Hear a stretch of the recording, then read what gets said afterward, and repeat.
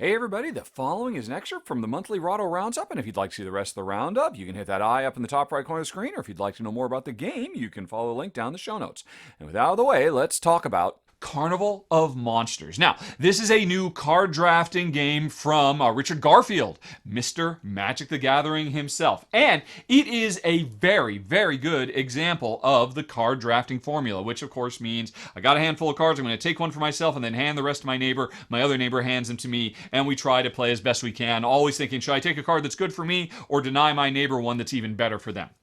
In this game, we are trying to get in good with some kind of fantasy world zoological society by capturing monsters and bringing them and displaying them. I have to admit, I'm not a fan of this theme. This is not a game where we're trying to save villages or anything. We're just trying to capture innocent monsters and put them in cages and put them on display. But that's a minor thing. The gameplay itself is very good because your hand generally has several different types of cards, and so you're always having a hard time. Should I try to grab more of these cards? It'll supplement me later. Should I use these? It will help me immediately. Should I grab these types? It'll give me in-game bonuses. Should I add these that give me special powers for the rest of the game?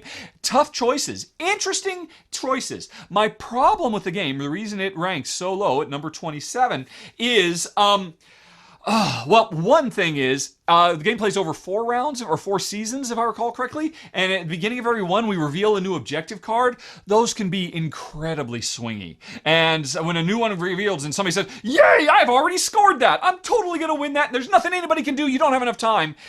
That's a real bummer. I would have much rather seen something where, hey, you know what? We know right from the get-go what the first 2 objectives are, and then when the first one's finished, we know what the third one is. When the second one's finished, we know what the fourth one is. So there can be more long-term planning as opposed to just, hey, what do you know? Things just fell into my lap. I just kind of got lucky, right place at the right time. There's more of that than I'd like. And also, one of the cards you're drafting for is the equivalent almost of a Magic the Gathering land type thing. The game has Magic the Gathering. There's different colored lands that you need to capture different types of creatures, which are what you're trying to do based on objectives or what have you. All kinds of stuff to consider.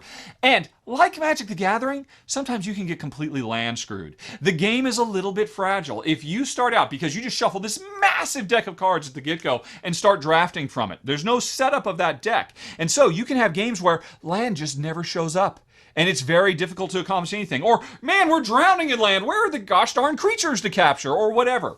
So there's a lack of structure in the core game that can lead to very swingy experiences. And also, the 2-player rules.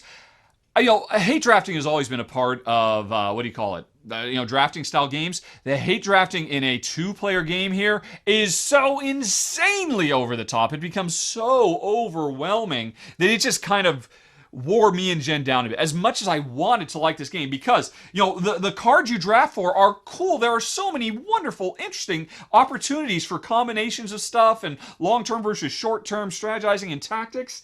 That's what you would expect from Richard Garfield, from the father of Magic, but it kind of has the problems of Magic, or at least the problems I identify with Magic as well. So anyway, that's why number 27 is Carnival of Monsters.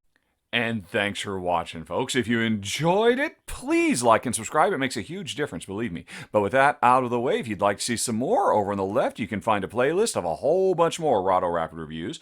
Up in the top right, there's the latest thing that's been added to the channel. And in the bottom right, you've got something YouTube recommends. Okay, folks, thanks for watching.